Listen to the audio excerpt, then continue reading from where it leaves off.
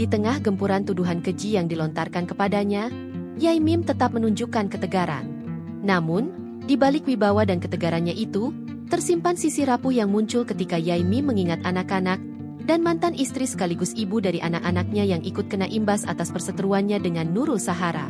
Sisi rapuhnya tersingkap terlihat dalam sebuah video yang dibagikan oleh istrinya di akun Instagram Fikneswari, Sabtu, 4 Oktober 2025. Roshida Fikneswari, sang istri memperlihatkan suaminya menangis saat melakukan video call dengan keluarga.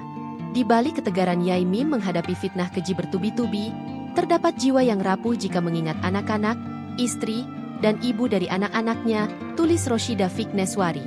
Dalam video tersebut, Yai Mim sempat menyebut jika anaknya yang berada di Tegal merasa khawatir terkena dampak. Gitulah pokoknya, gitu-gituan kupikirkan, udahlah biarkan aja. Anak saya tuh yang di Tegal yang punya santri 3000 itu mengker, takut, gitulah. Ujar Yai Mim sambil menyeka air matanya saat video call seseorang. Sebagai seorang istri, Rose sapaan akrabnya itu memberikan kekuatan dan setia mendampingi suaminya. Sayang, selama kita bersama tidak ada yang bisa mengalahkan kita, tulisnya pada keterangan unggahan. Duduk permasalahan antara dosen nonaktif UIN Malang, Yai Mim dengan tetangganya pemilik rental mobil, Nurul Sahara memasuki babak baru atas tuduhan asusila. Yai Mim selama ini menahan kesabarannya meski dituduh melakukan tindak pelecehan terhadap Sahara. Namun, tangisnya pecah meluapkan amarahnya ketika sang istri justru ikut dituduh melakukan asusila.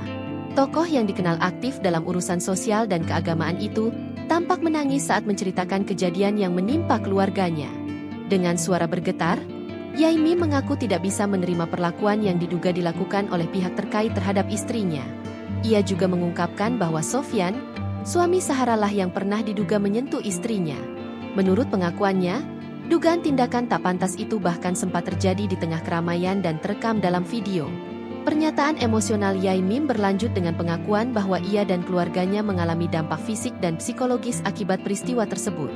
Yai Mim mengungkapkan bahwa teriakan yang diarahkan ke arah istrinya membuat telinga sang istri sakit, hingga menyebabkan gangguan pendengaran di satu sisi. Download Tribun X sekarang, menghadirkan lokal menjadi Indonesia.